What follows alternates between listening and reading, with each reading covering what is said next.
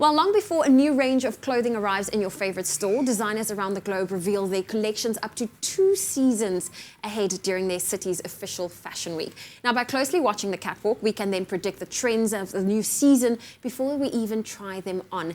And joining me in studio to chat through the latest shows that's been seen in New York and London Fashion Week is our very own fashion director, Alexis Chaffe Mey. Alexis, we are already talking autumn-winter collection autumn 16-17 collections. 17. What have you been seeing? Well, I just thought the detail of this season really stood out for me. So the designer behind Alexander McQueen, Sarah Burton, she really is days away from giving birth. So this collection, it was just so delicate, and it was kind of like this collaboration between reality and a dream world, come together. The late Alexander McQueen, he had a lot of demons, he designed with a lot of fury, whereas Sarah is definitely more delicate, and you see like there's the pocket watch, there's butterflies, it kind of has this element, this fairy tale element to it. And Peter Pilotto as well, really known for their embellishment and detail. This season they even upped it with adding beading to their applique as well, creating beautiful combinations of your knitwear, lace, crushed velvets.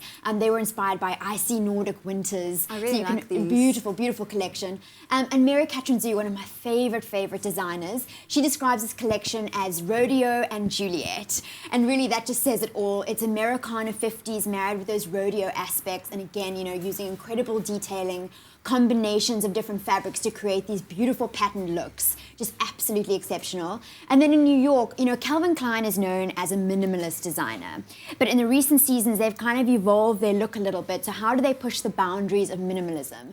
They're looking at plaid in fresh ways, they're looking at different prints, they're looking at these beautiful, elements of like, tailored jackets and kind of pairing it with more feminine elements as well. And then Pranza Schuler, they looked at deconstructed construction. Okay. So they kind of, thought about if you took a garment to pieces and you put it back together again, how would it look? So you see these like cut-out lace-up detailing, pairing different elements like the polo under a dress, the cut-out elements of the skirt. So it's really put together in an interesting way. Put together, crisscross. And what are some of the trends you've noticed already that you think we'll see in next winter?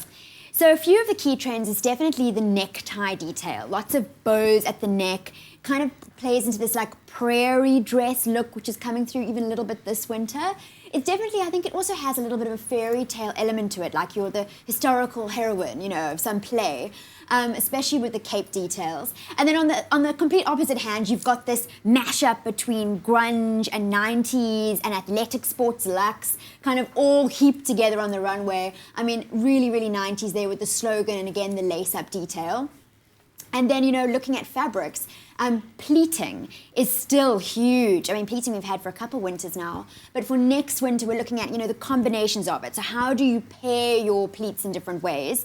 And then an exciting new fabric for winter is velvet. Velvet. Lots of velvet on the runways. I think it's about time we got a new fabric for winter, and this is it's gorgeous. I think it's glamorous for the day and it's very sophisticated for the evening as well. It's perfect for the Cape Town street style, Absolutely. Joburg street style, Durban street style, wherever you are. But it is absolutely amazing. I'm looking forward to it. In fact, when Milan and Paris Fashion Week, when they are coming, make sure to stay tuned to Expresso, as we will be reporting back to you on all the trends from around the world right here on your Feel Good Breakfast Show. Well, we do have a lot coming up. In fact, you may have noticed on social media how our local actor Armand Okamp is cooking up a sweet treat. Now, who can resist a warm cookie straight from the oven? I know I can't, and neither can Armand. So joining us in studio, in the kitchen rather, to share his cookie recipe that suits his unique eating plan.